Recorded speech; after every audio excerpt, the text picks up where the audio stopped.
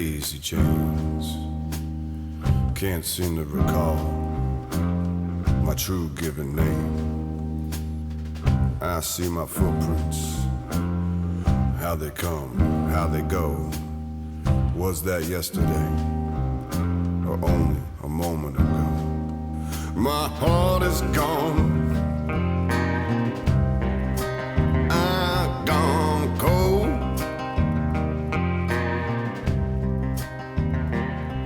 My heart is gone, I've gone cold. Welcome to the social-engineer.org podcast. Number 32. 75. Dave's here, everyone. Hey, It's every other month that he makes it now. So, listen, when you schedule something like right away, like the day after, a long trip from DerbyCon, like I'm not gonna make that. I'm not gonna make that, bro. you hear that, people? You hear that? His schedule is too touchy. We can't schedule things.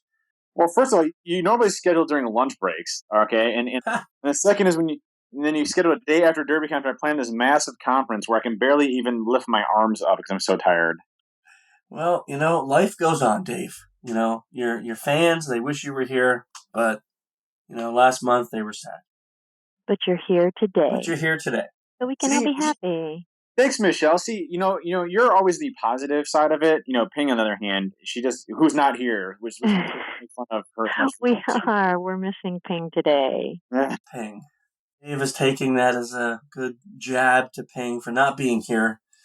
But we do have the ever-sultry Michelle. Ever-sultry. The ever-sultry Michelle. And Dave. Dave. Well, I'm excited about it being episode number 34. I mean, we've been a long coming, man. This is something that I would never thought we've gotten to this level. Episode 75. That is even more impressive than 34. Oh, 75. So what do we got going on? Michelle, let's see. Believe it or not, we're supposed to be, heading into closing out the year, and that is not happening for us at all. Well, so technically the year is ending. We have not learned to stop time yet.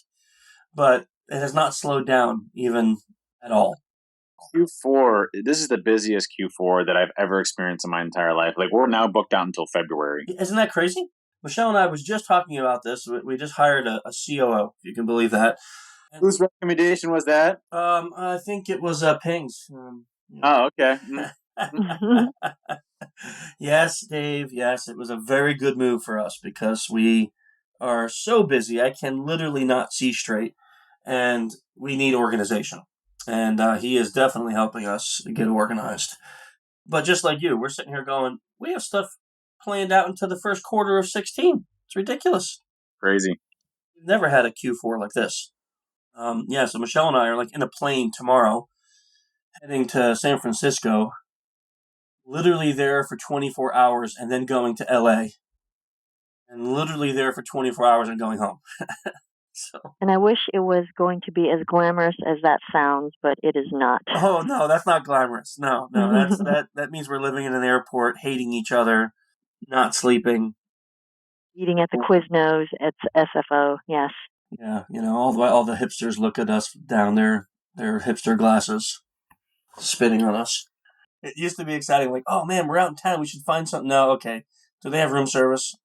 Yes, yeah. I'll have your $85 burger, please, that tastes like cardboard. I don't care because I just got done traveling. I'm exhausted. I just got to another place, and I your $85 burger that was probably just as good as McDonald's is, even though I don't eat burgers. By the way, did you see that? Did you see the World Health Organization came out and saying that processed meat gives you a 20% increased chance of cancer? No, really? Bacon and ham, yeah. Oh, don't tell Jess that bacon is increasing. Jess hates bacon. She's all against bacon.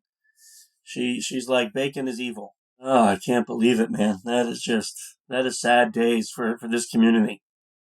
I don't care. Are you guys that haven't been vegetarians for the past 5 years like me? You don't care that we're all going to get cancer and die? I warned you. Oh, I said you should go vegetarian. I don't have to go vegetarian to avoid bacon. I don't care. I'm still eating bacon. Yeah, but Michelle, nothing will kill you because you eat like the most disgusting human on the planet, and you don't gain weight. It's ridiculous. true. It is. It is a genetic anomaly. Anomaly, yeah. I gain weight off of what Michelle eats. Yeah, well, dude, just you and I sniffing like bad things for us, we gain weight. Yeah. Michelle, she like eats it and then eats what you didn't eat, and she never gains weight. Yep. Ridiculous. We have a guy at the office where like he'll be like, hey, can I eat that or eat this? After like I'll eat like a small percentage of my food, and then like he'll eat his and then his, someone else's and then like mine. It's crazy. Never gain. Yeah, that's Michelle.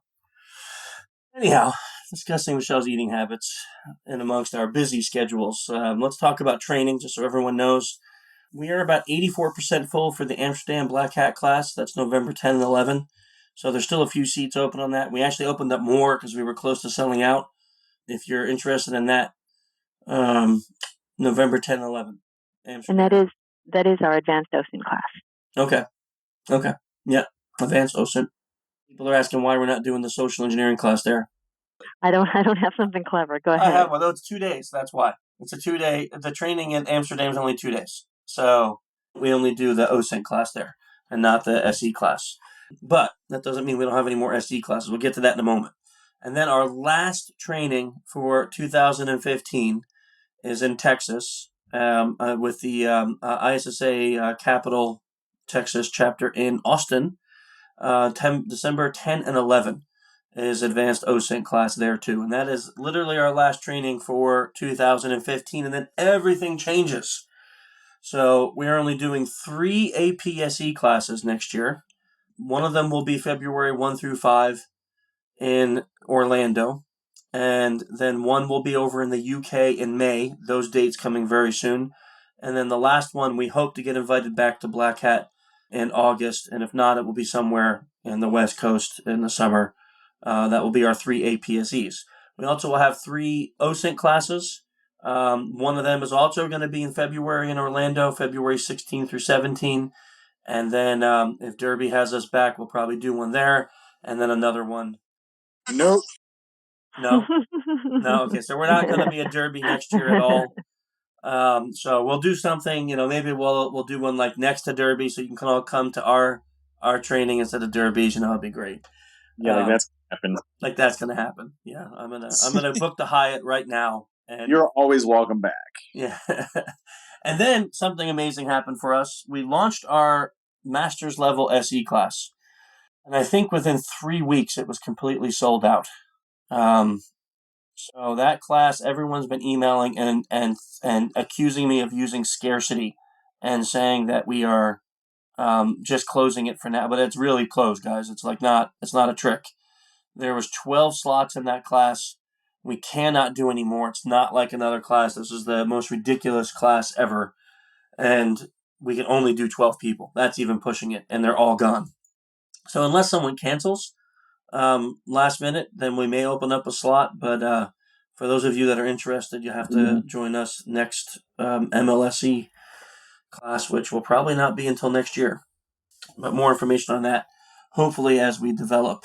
I think that's basically, besides the billions of things that are going on just in everyday life, Michelle, that's probably it, right? I think that's probably enough for now. Yeah. Dave, you're traveling the globe, working nonstop. Yeah, I've been really busy. I mean, Trust Tech's going really great. Binary Defense is going phenomenal. DerbyCon was a huge success. DerbyCon was awesome. Yeah, it's such a good time, man. This year was really great, and I needed it. I needed the recharging of my InfoSec batteries. So I feel a ton better since then, and it's going great. I can't complain. I've been doing a lot of family stuff. Going out to like Cub Scout, camping trips and things like that, which has been exciting. While also coding new versions of set. So it's been great. Are you coding set while at the Cub Scouts? No, I wouldn't do that. But when I get home, sure. I was going to say, you should get the Cub Scouts to help you code set. That would be. I was going to say, yeah. Child labor. I mean, it's kind of cool. Call yourself Steve Jobs. New code name is child labor. Yeah. Yeah, that will get lots of hits. Everyone will love you then. Lots of unwanted attention there. Yes. And I got to say, the closing ceremonies at Derby with what happened with Johnny Long and HFC, that was pretty ridiculous, man. Dude, that was awesome, wasn't it? That was awesome. I was really happy to be there for that and be a part of that. That was pretty darn exciting. Man, that was really, really awesome. If you haven't seen it, you can check it out on Iron Geek site where he's got all the videos hosted. You can see the events that happened there. It was a really good time this year. Well, let's talk about our guest before I get him on. This podcast should be, called something like Persistence Always Wins. I have been begging this guy to come on our podcast for over a year and a half now. And he, like us, is just so busy. He's all over the globe, literally all over the globe. And we finally nailed down a time and a date. So it's Brian Brushwood. He, you may have heard him because he runs a show called Scam School. The way I found him is actually, if you look up social engineering, his name comes up one of those because he does these like shows that talk about simple influence tricks that work on everyday people, and then he shows you how they work. And just having used this in a wide variety of areas, we thought it would be an interesting conversation to have with Brian on how he uses social engineering, what he thinks it means for us in this community, and of course some of the other tips that he'll share with us on his brand of social engineering. So we're going to get Brian into the podcast now. By the way, as often happens, the moment it's like about to go on stage, oh crap, I got to run to the restroom. Can you like just 10 seconds here? It's unbelievable. Thankfully, our guest is cool and easygoing, but we got our guest on, Brian Brushwood. Brian, great to have you with us today. Oh, doggone it. I was serious about needing to go to the bathroom. Well, if you're like Dave, you'll actually go to the bathroom while on the podcast. And then talk about it, yeah. Yeah, and then talk about it. Even though I said we're a family-friendly show, there's a lot of editing that happens afterward with Dave on the podcast. Well, good. It's been a while since you and I have been talking, and here we are. That's not me, for the record. Thank you. Sometimes I wonder why we keep inviting him back, to the show, and then people say they really like him. I just don't get it. I already like him. How about that? Of course. So, Brian, maybe to start off with, you could just tell us a little bit about yourself. Yeah, sure. Hey guys, I'm Brian Brushwood. I host a show on the internet called Scam School that it's dedicated to what we call it is the show dedicated to social engineering at the bar and on the street, which we use vaguely to mean, manipulating your way into getting the girl's phone number, becoming the most popular person in the room, scoring free drinks from your friends. I hosted the show Hacking the System on National Geographic this year, and a few other independent podcasts, including Night Attack, Cord Killers, and Weird Things. And on top of all that, I still somehow managed to find time to be a touring stage magician as well. Wow. Okay. Wait. So that so in addition to all of that, you're still actually doing tours for Stage Magic. Yeah. Oh, no, it's crazy. It's insane. And the dates have gotten stranger and more sporadic, and people are now having me out for like special events. For example, in a couple of days, when Houdini died, he died on Halloween, and he said, hey, do me a favor. Every year, try to contact me, because if anyone's going to beat death, it's going to be this guy. And then he died. And so there's this almost 100-year tradition of trying to contact Houdini spirits. And you have skeptics and sincere mediums and neuroscientists and all this stuff coming together for the Bay Area science something or other, and they're going to do the official Houdini seance, and they wanted me to perform a straitjacket escape for there. So it's like all of a sudden I find myself as part of this 100-year chain dating all the way back to the legend himself of Houdini. But of course, magic is how all this started, and Scam School came out of that, and the rest of the hosting and performing in front of cameras and stuff all grew out of a silly little stage show where I would eat fire and stick nails in my eyes. Okay, wait, that just sounds a little gross, but how did you go from stage magic to social engineering?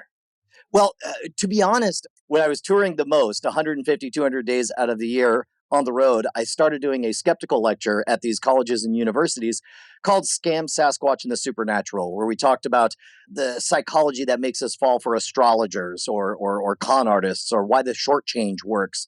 And out of that, I got a TV development deal. It didn't go well. I wasn't happy with the product, and they ended up passing on it. But there were so many great ideas collected. And one of the themes that I was big on that they were not was this idea of like, it's one thing to tell people, oh, watch out for scammers, they do this.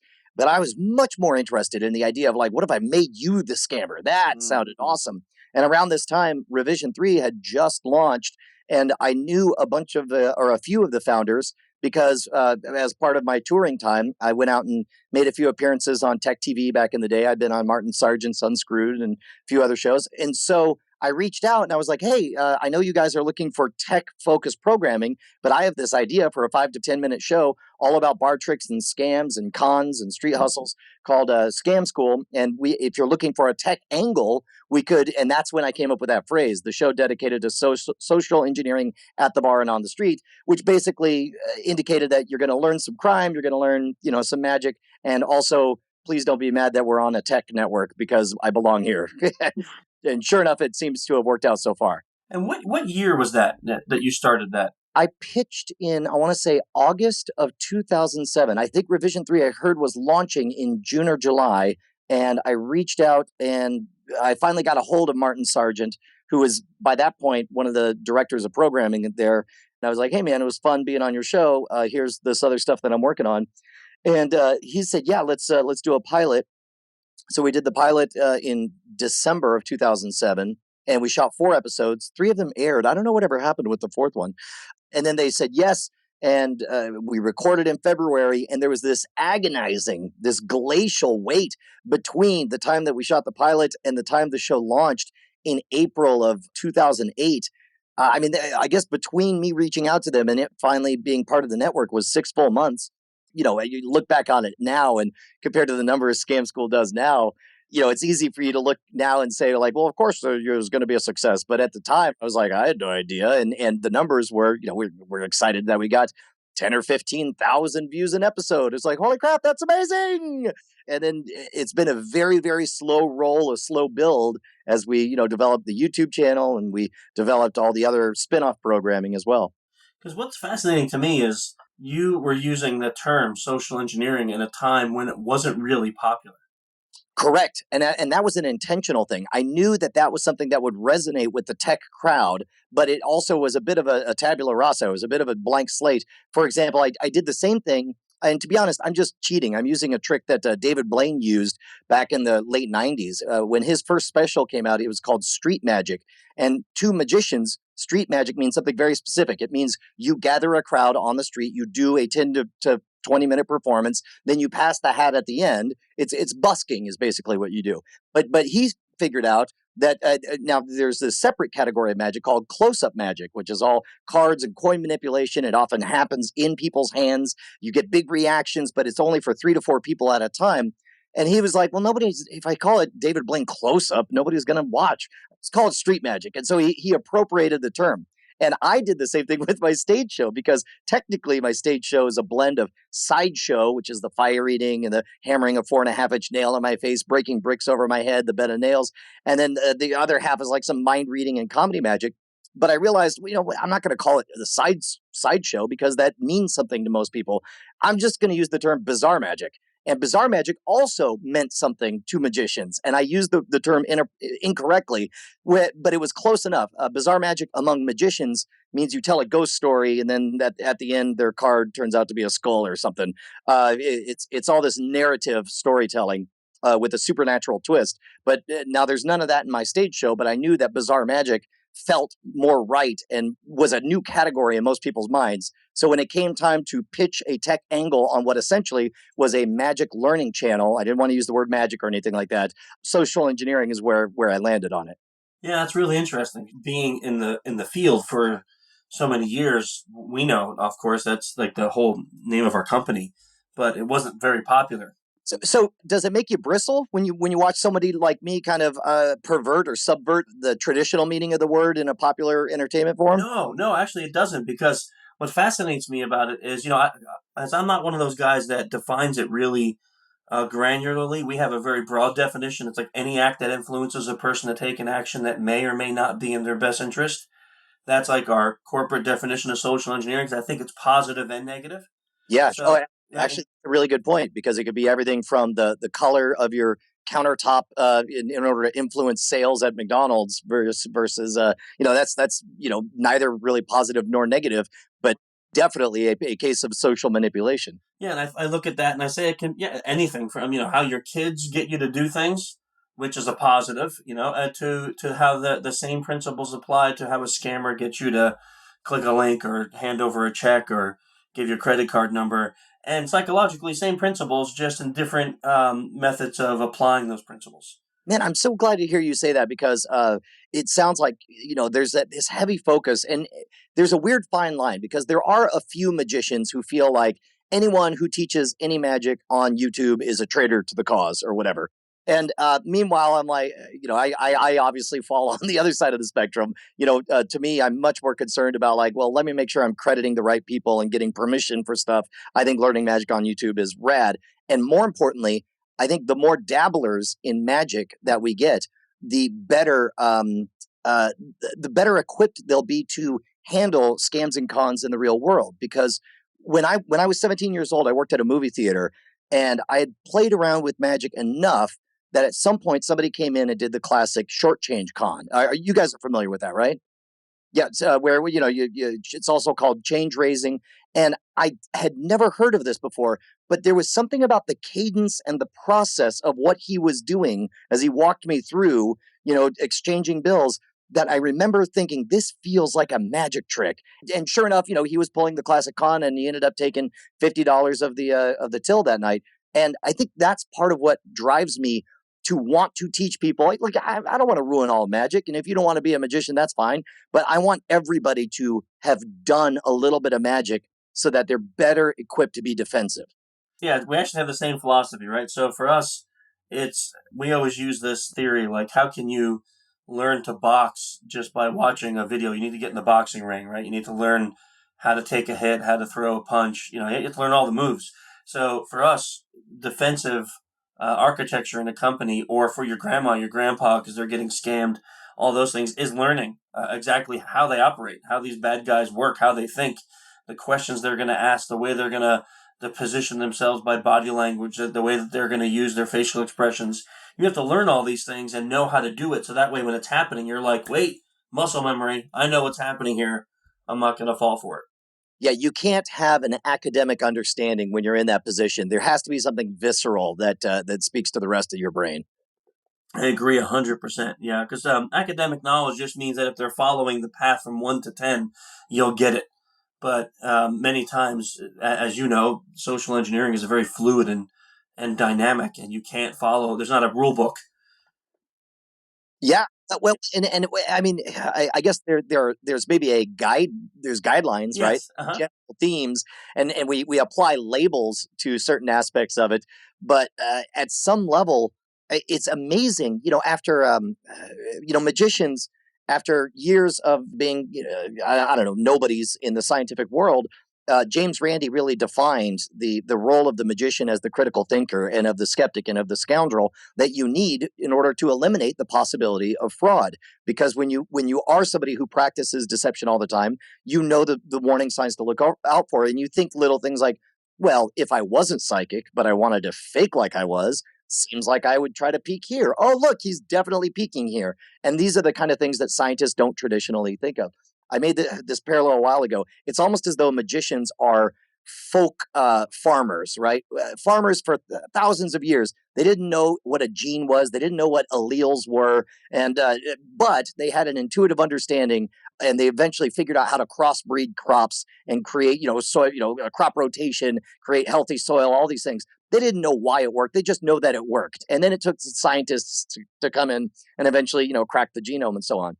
Likewise, we're in the middle of that with behavioral sciences, with behavioral economics or CBT, cognitive behavioral therapy. Yeah, there we go. Where it's like we're getting economists and psychologists to explain to us why we have all these weird psychological blind spots that magicians have been exploiting for years and years without really knowing why they work. So give us an example, something you did on the social engineering show that works amazingly well.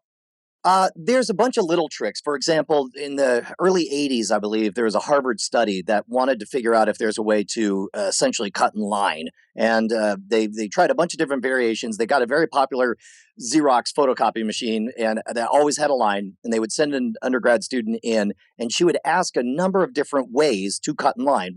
And they tracked how successful she was. Sometimes she would walk up and say, "Excuse me, I got 5 pages to copy. Can I cut in front in line?" And then, 60% of the time, people would say yes, which that alone was amazing. essentially 60% of the time, you could walk to the front of the line and say, gimme, and they'll go ahead and do it.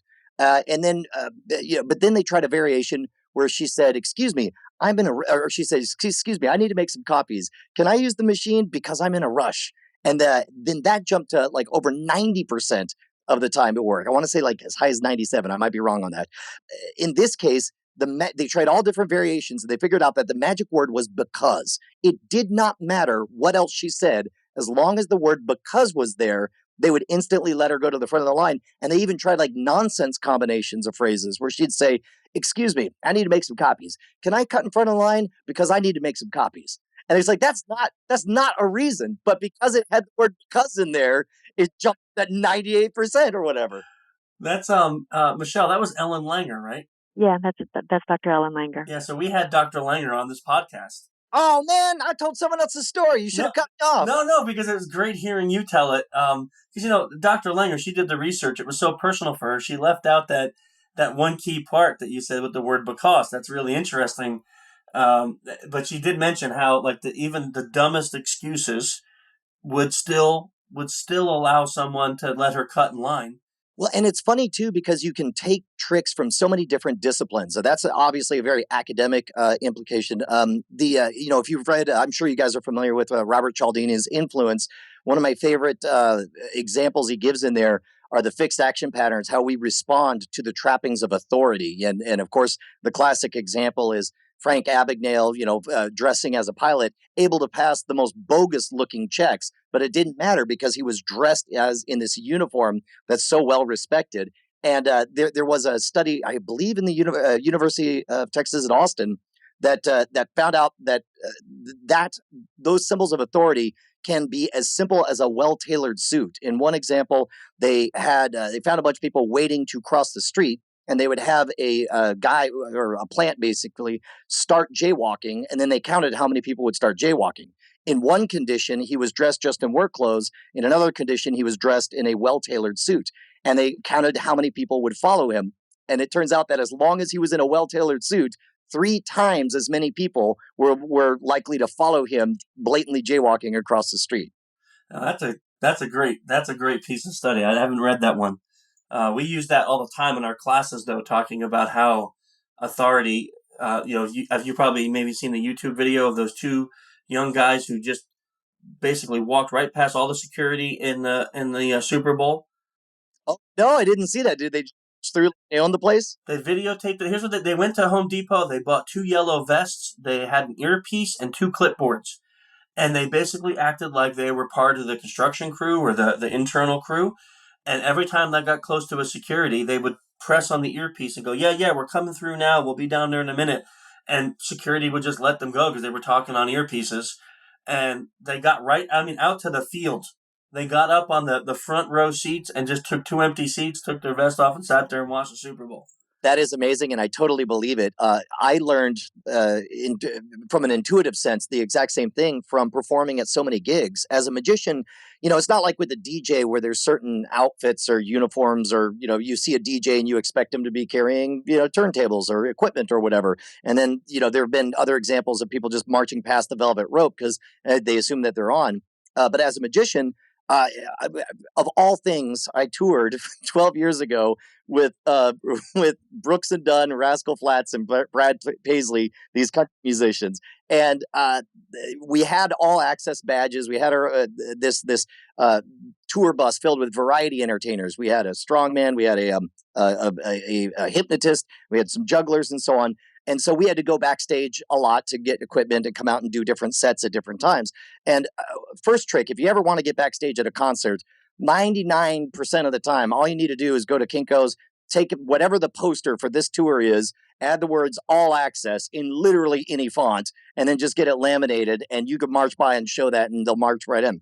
But one of the things I figured out was that I realized nobody ever checked my credentials. Like there were so many times I would walk right backstage when occasionally somebody would stop and say like, hey, do you have your badge? And I was like, yeah, man, it's backstage. And I would just keep marching like I owned the place. And I realized those bouncers, they're not checking credentials. They're looking for body posture. They're looking for confidence. And they're looking for the fact that somebody will turn right back to them and say, again, nobody wants a conflict. But if you march up like you own the place and they're like, oh, no, hold on, I got to see credentials. And you're like, look, man, I'm on in 5. I do not have time for this. You could talk to Sandy about this. And he's like, who's Sandy? And then by then you're already, it's like, God, do you know anything? You don't know Sandy? That's great. I can actually see you doing that. Yeah, and it wasn't even like I was, trying to play coy. I mean, I really did need to get backstage, and I really did belong there. But that was the moment when I realized, it's so much more about that confidence and that ability to just march straight through. So, Brian, out of all of the, you've done this for a long time. You've done this in various venues. Do you have like a technique or principle that you rely the most heavily on, or do you have a favorite kind of thing that what's your fallback? And can I tell you a secret? There's 2 secrets that I want to share with you guys, and one's more intuitive than the other.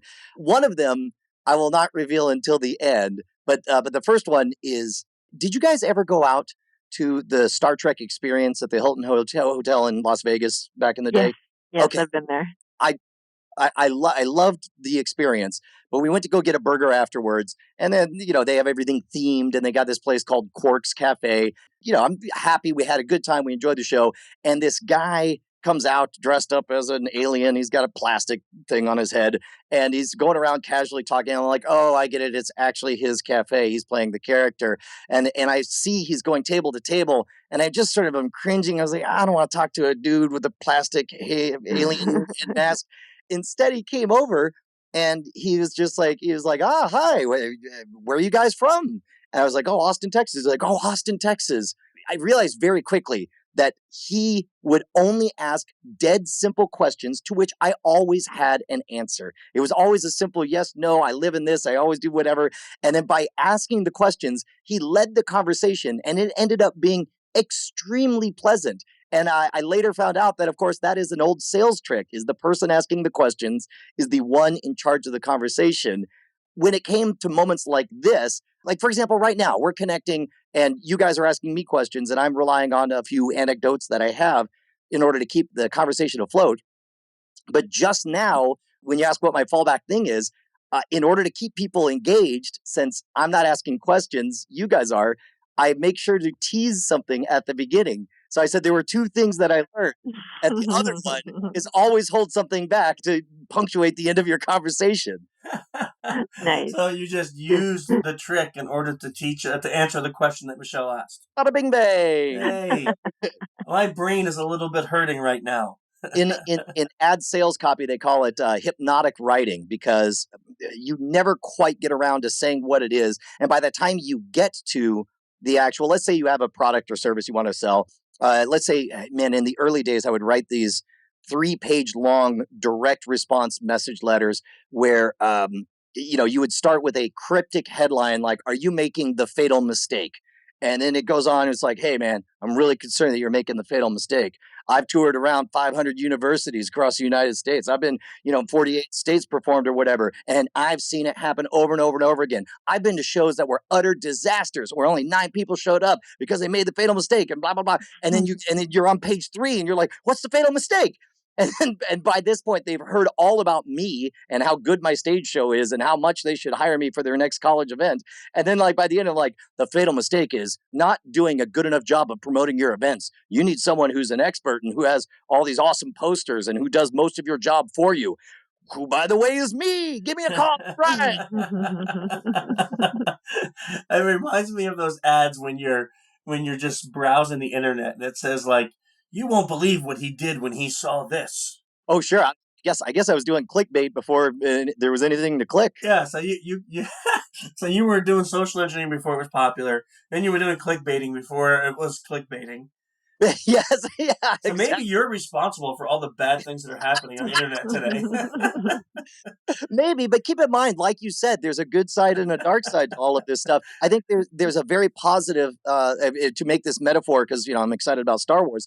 The dark side is, of course, to manipulate someone in order to get financial gain. But there's an extreme light side to that artistically, which is questions are always more interesting than answers. And if you think about Star Wars, in the first 5 minutes, you have so many questions. You're like, oh, what are they fighting over? Who are these two guys? Two sons? What is this world? What were the Clone Wars? Who's Anakin Skywalker?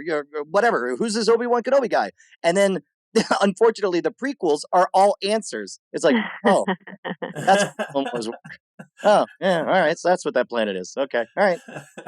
There's also positives in just how we educate people, I think, in using, like your show, right? Using that, your anecdote like you just did makes people hang on to the end to learn something. And then the things that they learn are beneficial for them to use in everyday life. I think of it as the the Fat Albert method, which is you're gonna have a lot of fun, and if you're not careful, you might just learn something. Unfortunately, also now you'd have to add and possibly be accused of terrible things. Yeah.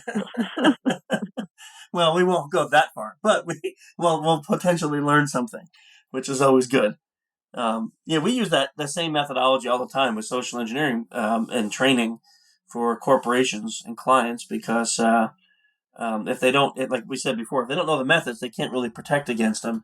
But the normal method of security awareness training is pretty, CBTs and things like that are just boring and people don't really learn a lot from them. So we try to apply the same methods we use. And Can you give an example of how you put somebody in the trenches and actually make them go through it? I love this guy, right? Like he just did it, right? He just did it again.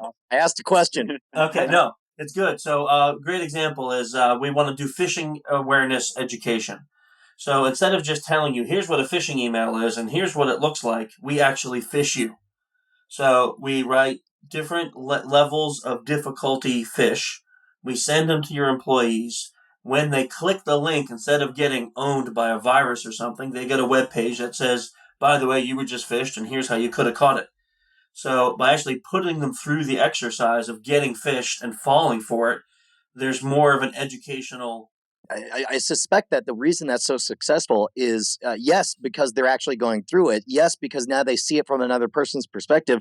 But I think at our core, there's a Maya Angelou quote that says, people will forget what you did. They'll forget what you said. They'll never forget how you made them feel.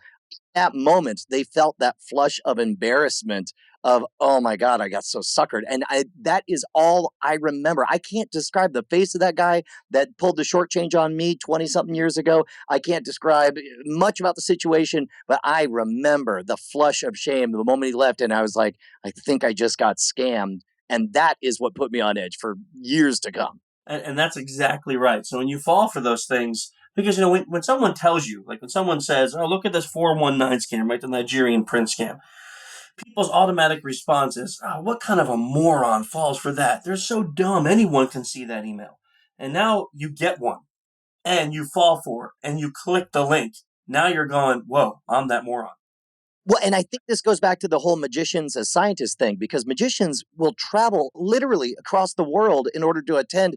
There's sort of the Olympics of magic called FISM, where these are people who want to go just hoping to be fooled. And it's delightful for them to be fooled. Nobody knows better how foolable we all are than magicians. And as a result, you'll notice that the better a magician is, the more humble they are about their ability to recognize a scam coming beforehand. And so I think that that's important to remind people that it's like the 419 scams are kind of particularly interesting. Freakonomics recently did a segment on it. I don't know if you guys caught that, where they asked the question, why are they so poorly run? Why are they so poorly written? And it turns out that from an economics perspective, the people running the scams only have so many resources. And if they write too sophisticated an email, then they'll get smarter people responding to them. I did see that. Yeah, I thought that was a really interesting. So basically, what they want are the lowest hanging fruit, right? The people who are going to fall for that and are going to continue to fall for the scam. In game theory, that's the most efficient strategy. Absolutely. I didn't see that particular study, but that is a fascinating thought. We just stumbled upon on the dark web. There's a organization offering services to malicious phishers that will proofread, spell check, and grammar check your emails, your phishing emails, and they guarantee an increase in click ratio or your money back. That is awesome. Unbelievable, right? Michelle and I just saw this, and we were like, you got to be kidding me. And they have 24/7 service. Now, is this a case of them offering a quote unquote legit service to a black market environment, or is this a case of somebody's trying to scam the scammers here by getting access to all their info? No, this is a legit service, right? So you sign up for it, and you can call, and here's their big sales pitch: always English-speaking people. So you'll get English-speaking people. You pay in Bitcoins.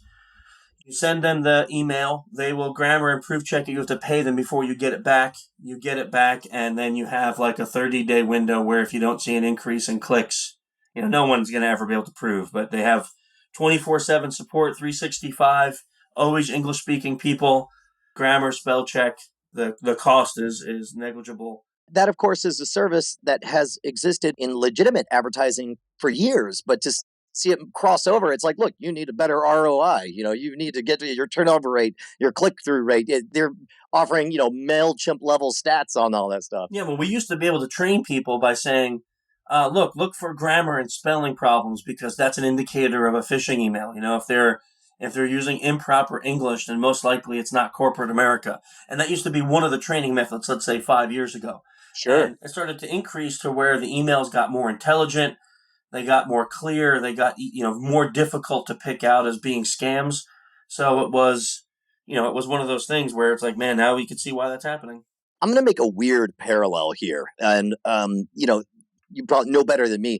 Among magicians, there's a spectrum of attitudes about like, no, we need to teach magic and yes, expose some magic to people in order to get fresh blood magicians. That's our life's blood. We need young talent and art to write new routines to make things better. The flip side of that is like, yeah, but you're giving away our secrets. Now it's just going to be harder for me to fool the folks at this Cub Scout banquet. And likewise, in the world of white hat and black hat hackers, you've got it's like expose the secrets. They're like, oh great, now everyone knows how to take a Bic pen and open up a kryptonite lock. Way to go, jerk! But on the flip side, there was a very pressing need for kryptonite to fix that particular flaw in their stuff. And it occurred to me that both in the world of hacking and in the world of magic, really, you're looking at a constantly shifting landscape where there are different tricks that are cost effective at different times.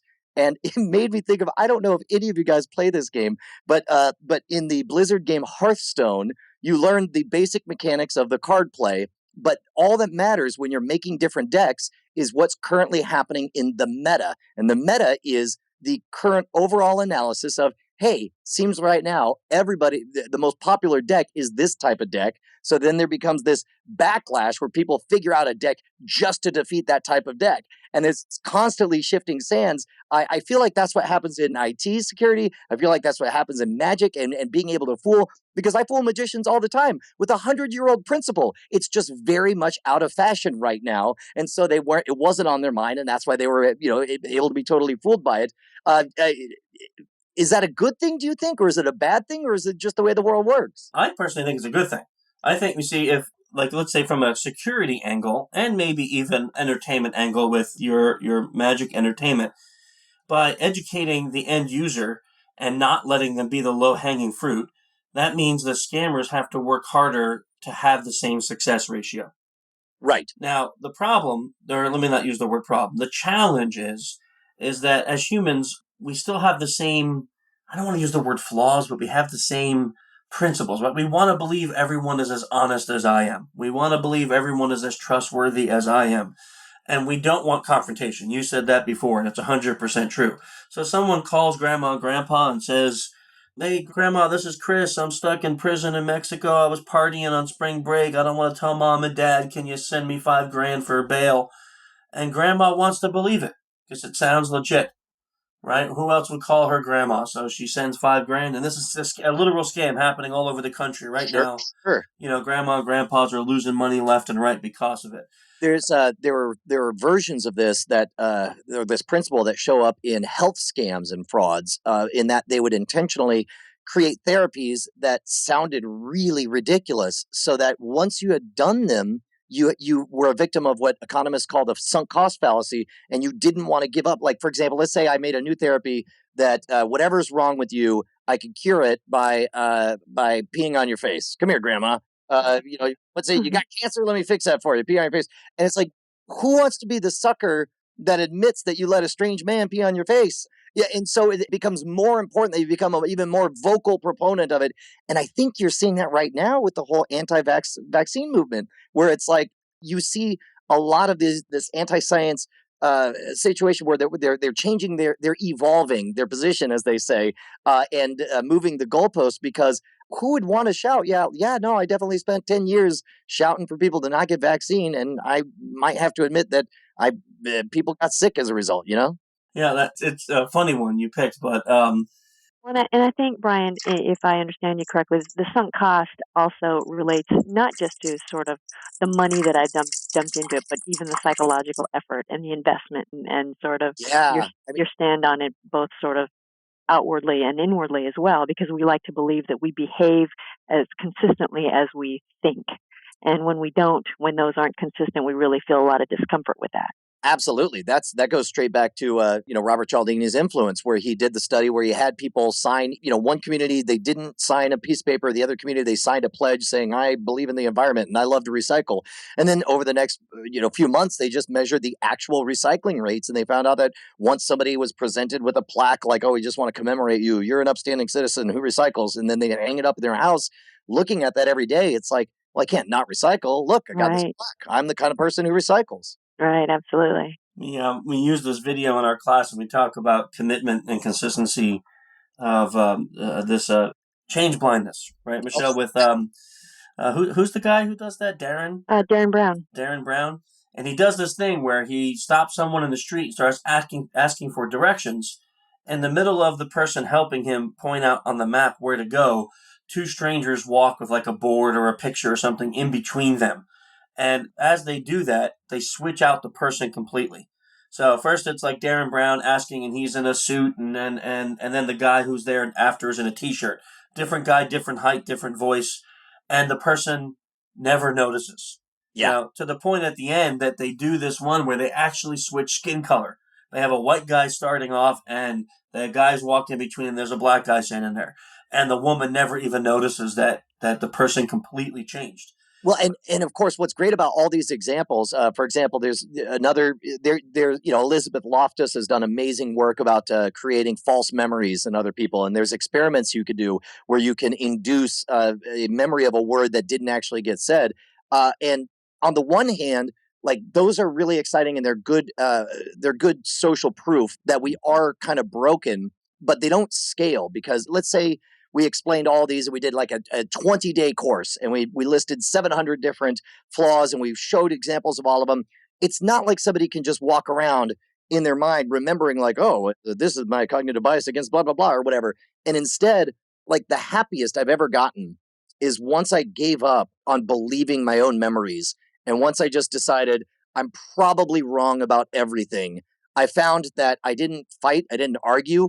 Whenever someone had a point, I would do my best, to understand where they're coming from, because underneath it all is this acknowledgement that I'm probably wrong and everything might not be the way I think it is. I don't know if we can get the masses to do that, though. Oh, well, and again, skepticism, because I'm involved with the folks who debunk fraudulent psychics.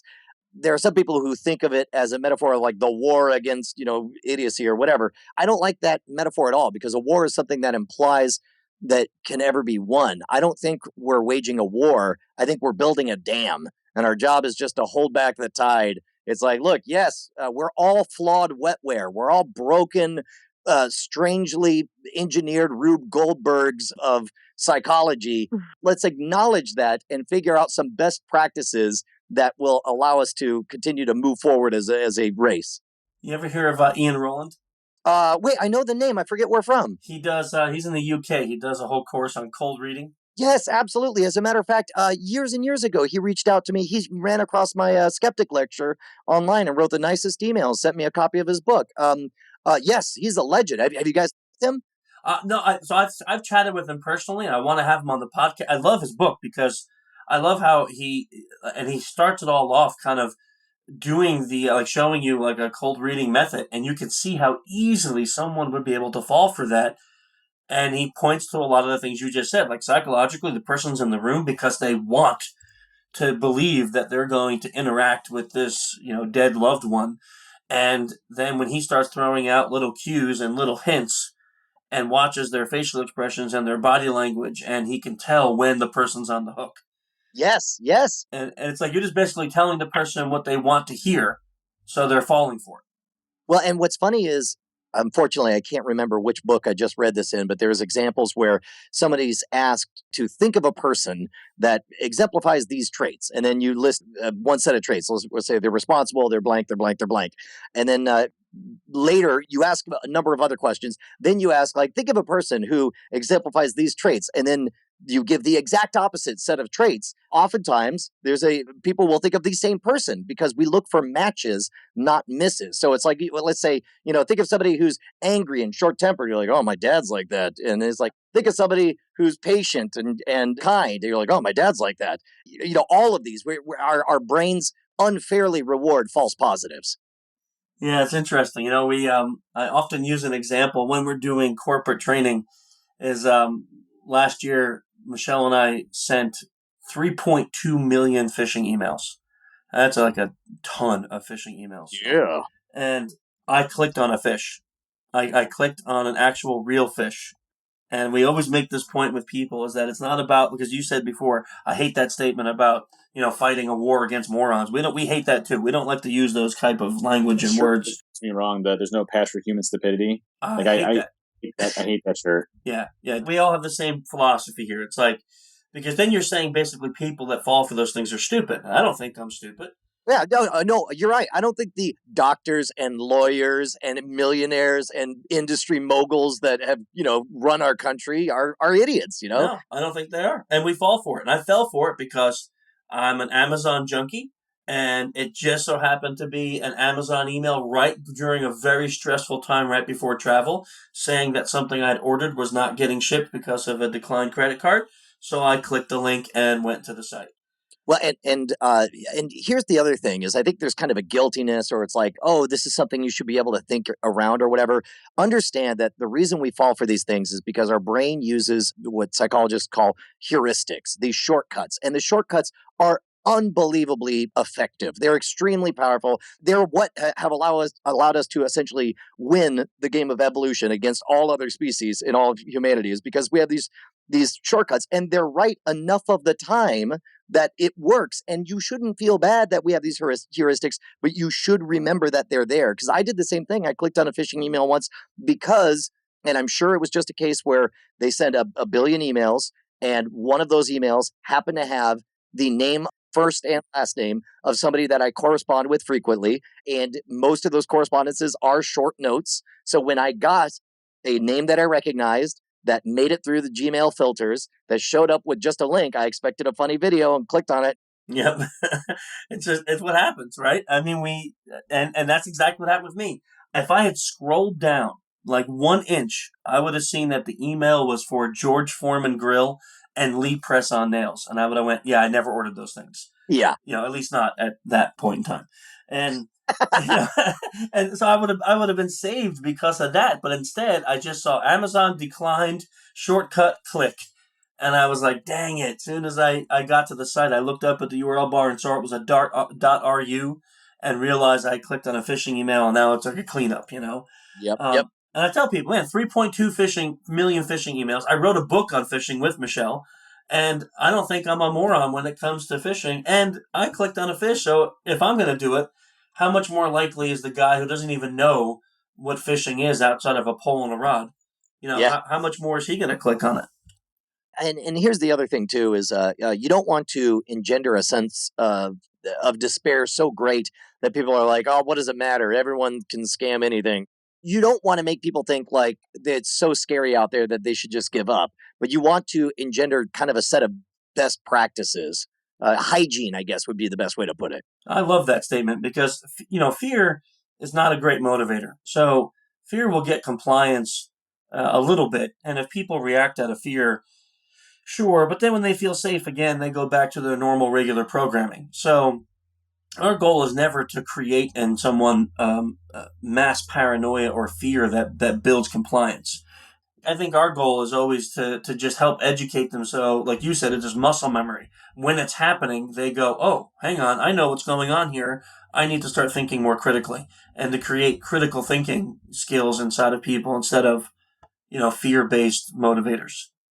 Yeah, I agree. I like your reasoning too, just because not out of any morality, but just for pure efficacy reasons. Yeah. Yeah. Because you want people to look forward to the training. And I mean, if you went, going back to the boxing gym, if you went into the gym and every time you walked in, the instructor just put you in a ring and punched you and knocked you out cold, eventually you'd be like, yeah, I'm really not learning too much. And I'm just getting my face knocked in every time I walk in the gym. I'm going to stop going there. Right. And it's funny because like all of a sudden it creates this incentive for you to make sure the training is each time you spar, it has to be just fun enough that you want to come back one more time. And you're coming back just for the challenge to spar. But oh yeah, by the way, at the end of it, after 400 iterations, you've become a good boxer. That's it. Exactly right. So Brian, based on all of your work and all of your experience, what is your takeaway from all of this? I guess what is the thing that you try to teach people, or what is your central message? Because I think the methods that we use are very similar. Obviously, our industries are different, but I'm just curious if you have kind of a core belief system. The one thing I know for sure is that me from last week was dumb and stupid, and me from 3 years ago was dumber and stupider. Me from 10 years ago is not even functional. He's so dumb. Always be learning, I guess, is the thing, and understand that, I use that term flawed wetware, right? Where these weird soups and of chemicals that make us react and stuff. Once you understand that, once you gain the ability to be comfortable being uncomfortable and step outside your comfort zone, I suspect that it empowers you to do much, much more and to protect yourself against so many more different aspects of social engineering. And understand, like we said before, it's a positive and negative spectrum. There's good ways and dark ways to use all this information. And I don't think there's anything wrong with using the principles of psychology and social engineering in order to, make other people happy, to forge stronger, better relationships with your loved ones, or to be more effective at work. You said you had two things that you were going to wait till the end of the podcast to teach us the second. Oh, actually, the second one was just at the end of that little segment right there. And you see how well that worked on Michelle? She remembered and wanted you to teach her the point. So here's the funny part. As if it's an afterthought, you're like, wasn't there another question? And it's like, too late, suckers, you paid attention this whole time. That actually was a technique used by in carnival sideshows. They would have what they call the outside talker. It's apparently gauche to call them barkers, but the outside talker is the person who will get everyone's attention and guide them into the room. And oftentimes what they do is somebody would just stand outside and they would hold up, you're like, ladies and gentlemen, I have $1 here, and something amazing is going to happen with this $1. And unfortunately, one of you guys are going to end up with it, but I'm going to need you guys to get in a little bit closer here. I want you to see, I'm going to fold it over here once in half. You, sir, where are you from? From Austin, Texas? Excellent. How far did you come in from? Awesome. Have you ever seen a man with lizard scales all over his body? And then he changes the subject, goes on and on and on. They're still waiting to see what happens with the $1 bill or the $100 bill. And by the time that they remember there was a bill, they're already inside the tent watching the show. Good stuff. Man, we could do that to get people in our classes. We could. I've got $1 bill. Yeah. Michelle's going to do an amazing trick with $1 bill if you come to our next class. And they're like, oh, what was the trick? You're like, oh, I made you forget about the $1 for a few minutes. Yeah, that's the trick. Okay, so here's the easy question. We ask everybody that comes on the podcast if they have any, but we don't care about the topic, but any books. Our listeners are avid readers. They love to read. And I got a ton. I got a ton. And audible.com is my best friend. And I got into some podcasts that kept referencing books. Like around 3 years ago, I kept listening to podcasts, and then I was like, oh, here's a nutty idea. If I like these guests and I like what they have to say, maybe I should read all their books. So now anytime anyone mentions a nonfiction book, I instantly buy it and throw it on my list. Going back to the beginning, the reason I was able to quit my day job and become a professional magician was because of a book by Al and Laura Rees, R-I-E-S, called The Origin of Brands. They're branding and marketing experts who give the same vein of advice over and over and over again. But this book in particular, they couch their branding advice like as on Darwin's Origin of the Species. So just as Darwin proposed the tree of life with mammals and insects and snakes and so on, and competing for different niches, they proposed a tree of brands, and they made all these wonderful parallels. For example, let's say in the restaurant branch, you would split off, and you would have fast food versus fine dining, and out of fast food, you would have healthy fast food like Subway versus fast food like McDonald's, and they defined why different niches. Or how they could be dominated. For example, in the discount retailer, you would have Target, where you felt kind of upscale and fashionable, and Walmart, where you knew you were getting it cheap, but you had to feel like you took a bath afterwards. Fantastic book, highly recommended. Also, a life-changing book for me is Matt Ridley's The Rational Optimist. It gives human history explaining why specialization and diversification caused us to win against all other animals, basically, and how it's very pro free market, and for all of its flaws. But he points out, for example, that when you measure wealth of humanity, you shouldn't measure in money, because money is all only relative to what you have. So instead, he says, let's take a look at a single commodity that has remained the same for 6,000 years. And that's, let's say, enough light to read by for an hour after dark. And then let's say, the different ways you could do it through technologies. Let's evaluate, based on the median age, or whatever, the average wage is, and let's express it in a number of hours worked. And he goes and explains, like, in ancient Babylon, you would need, for enough whale oil to read for an hour, it would take, 16 hours of work or something like that. And then by the 1800s, we've gotten more efficient. We're using kerosene lamps, but they still take two hours of average wages in order to buy an hour of reading light. Then electricity happens in the early 20th century. Now we're down to 15 minutes of wages, buys enough electricity to get you an hour of light. And then now, where we're at now, technology has elevated mankind so much that with efficient LED lighting and the average wage, you could get an hour of reading light after dark for, I think it was like half a second or 3 seconds of average wages or whatever, which I thought was a fascinating way to think about it.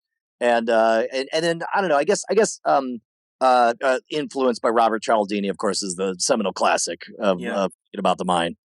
You can't go wrong with that one. The first two I've never read, so those are really interesting. I'll be looking at that. Really, really appreciate that. Now, the last one's easy, which is if people are going to want to follow you, know more about you. They probably all already heard of you, but those who haven't, where can they go to get more information on you and your shows and things that you're doing? Just remember, my name is Brian Brushwood, and Brushwood has two parts. There's a bruh and a shwood. The shwood part, SHWOOD. There is no C in shwood. Follow me on Twitter and go to shwood.com. That's the greatest and yet most confusing explanation of a breakdown of a last name I've ever heard. Hopefully it sticks. Brushwood has two parts, a bruh and a shwood. I love it. That's epic. Okay, so I know your Twitter, that's Shwood.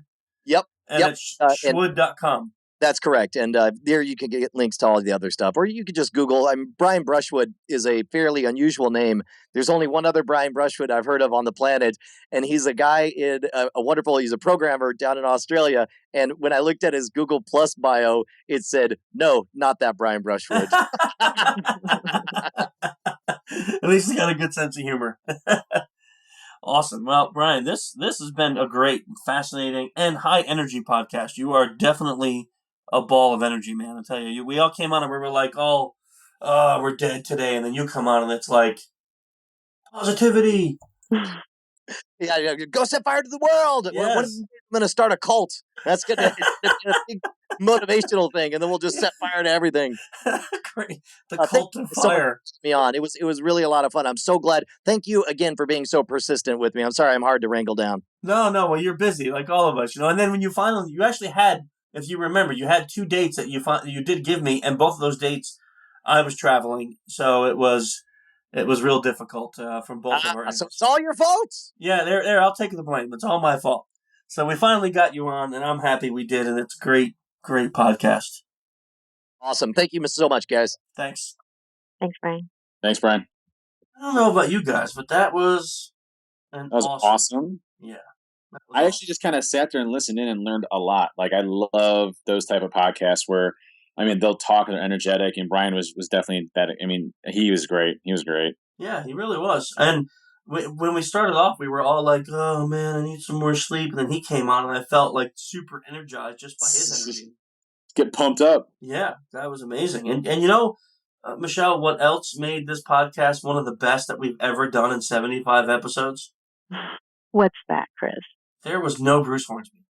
There I was no going to Bruce say, Hornsby. I felt vaguely like something was missing. Missing in a good way, right? Listen, all I'll say is I figured I'd give it a go and try a no episode of Bruce Hornsby. And it was hard for me to do this, so you guys know the sacrifices that I make for the two of you should be well recognized, but I did a no Hornsby episode today. Yeah. But how do you feel? How do you feel now? Are you cleansed? Well, so what I feel like is that the next podcast, I'm going to play it all throughout the whole podcast.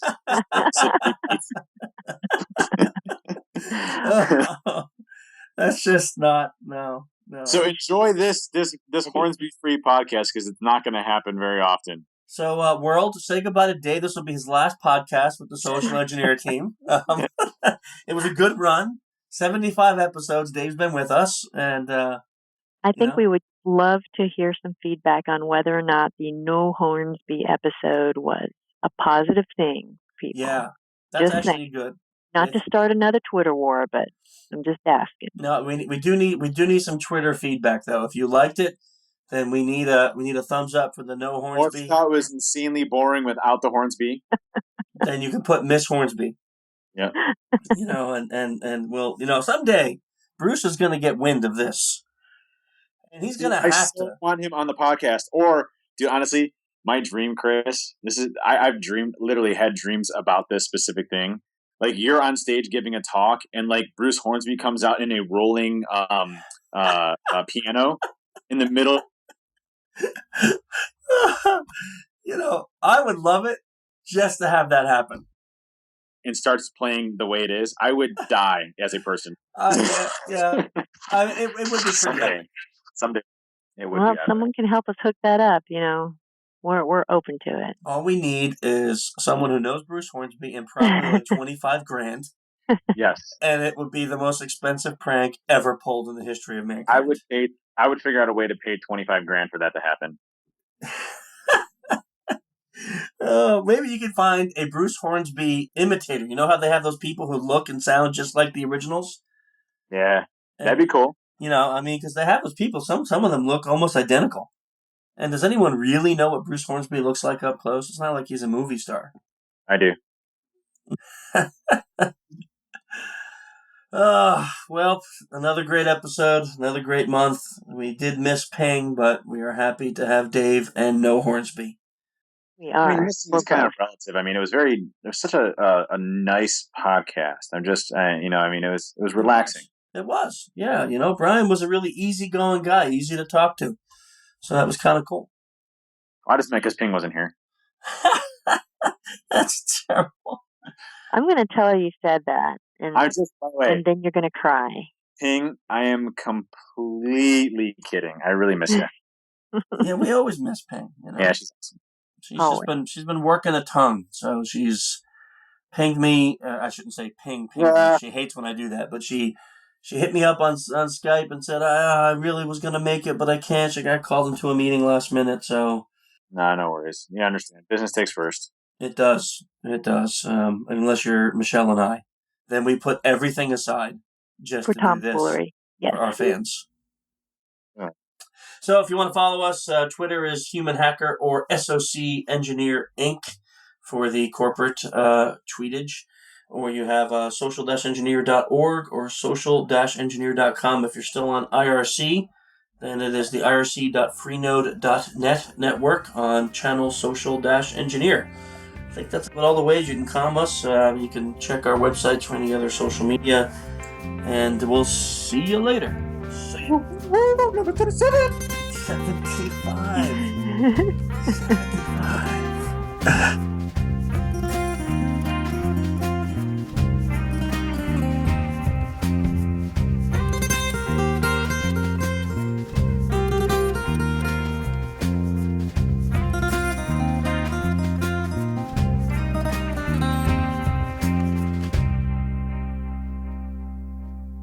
Swan boats and daisy chains.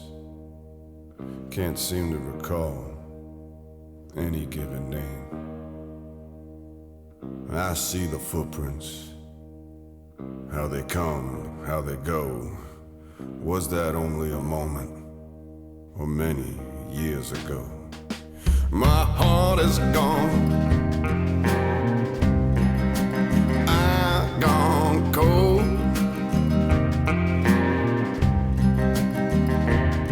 My heart is gone.